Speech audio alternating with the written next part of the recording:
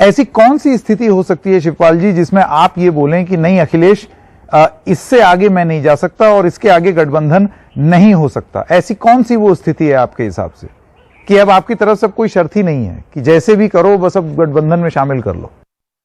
नहीं, मेरे मन में इस तरीके का कोई नहीं। मैंने कहा कि स्थिति में, हर परिस्थिति में अब हम इस अखिलेश के नेतृत्व में जो भी गठबंधन बना है, हम उसी गठबंधन में रह करके 2022 का चुनाव लड़ेंगे।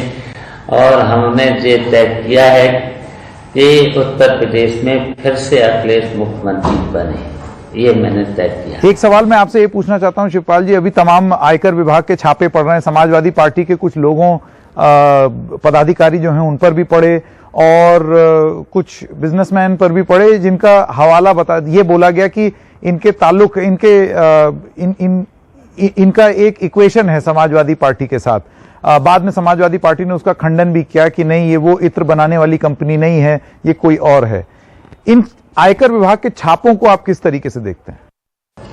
देखिए, मैं तो ये देख रहा हूं कि भारतीय जनता पार्टी के नीतियों के खिलाफ, भारतीय जनता पार्टी के नेताओं के खिलाफ अगर कहीं पर भी किसी ने बात कह दी, अब आप देख ही रहे होंगे कि Azam Khan member of parliament, Samajwadi Party के बड़े नेता और बहुत सीनियर नेता, उनको झूठे केसों में, किताब चोरी में, फर्नीचर चोरी में, किस तरीके से उन्होंने बड़ी यूनिवर्सिटी शिक्षा के मामले में बना के तैयार की थी। और यहाँ तक कि उन्होंने चंदा करके बहुत से लोगों से, जाने कहाँ से ये उन्होंने चंदा करके यूनिवर्सिटी खरीद की थी। और हमने तो वहाँ जाकर के देखा उन्होंने कहाँ से टूटा फूटा फर्नीचर, कहीं से पुरानी किताबें, और कहीं से कितने लोगों ने उन्हें किताबों से लेकर के भेंट करी थी। किस तरीके से वहां पर जाकर के सरकार के इशारे पर उस यूनिवर्सिटी को बर्बाद करने का काम किया जा रहा है। आजम भाई को जेल भेज दिया, उनकी पत्नी जो मेंबर ऑफ पार्लियामेंट थी और इस समय एमएलए हैं, उनको जेल में डाला। प्रिंसिपल, वो एक डिग्री कॉलेज में प्रिंसिपल भी रही, रिटायर होने के बाद इतने बुजुर्ग स्थिति में थी, तब उनको जेल में डाल दिया, उनके बेटे को जेल में। इस तरीके से झूठे केसों में, छोटे छोटे केसों में, बकरी चोरी में, फर्नीचर चोरी में, किताबों की चोरी में, बताइए, जेल में डाला। इतने कितने लोगों को जेल में डाल दिया है। और अभी कह रहे हैं, आप ही सुन रहे होंगे कि कह दिया है कि जो अभी गठबंधन जो बना है उनकी रैलियां हो रही हैं, उसमें जब भीड़ उमड़ती है तो कहते हैं कि उसमें तो सब गुंडे हैं। और एक तरफ कहते हैं कि उत्तर प्रदेश के गुंडे उत्तर प्रदेश से या तो बाहर चले गए या जेलों में हैं, और दूसरी तरफ कहते हैं कि जो ये गठबंधन की रैली हो रही है उसमें सब गुंडे हैं।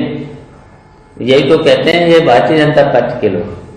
तो भारतीय जनता पार्टी के लोग कितना झूठ बोलते हैं, उन्होंने बताइए 5 साल के अंदर जितने वादे किए थे, बताओ एक भी वादा पूरा किया हो?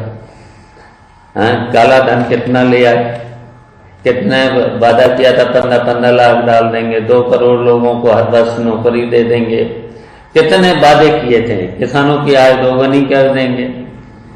और किसानों पर बताइए वह एक केंद्रीय राज्य मंत्री का बेटा कुचल देता है, केंद्रीय राज्य मंत्री धमकी देता है किसानों को, बताइए, ऐसे ऐसे मंत्री हैं।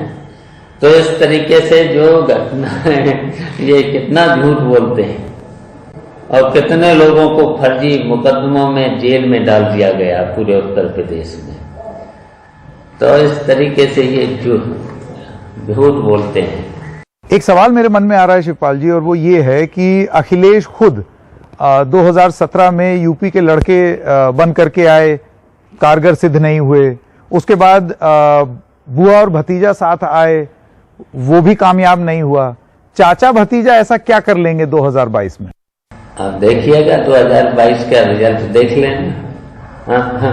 और रिजल्ट जब आए तब आप बताना, तब ये सवाल करना, फिर उसके बाद तब अच्छा लगेगा ये सवाल करना।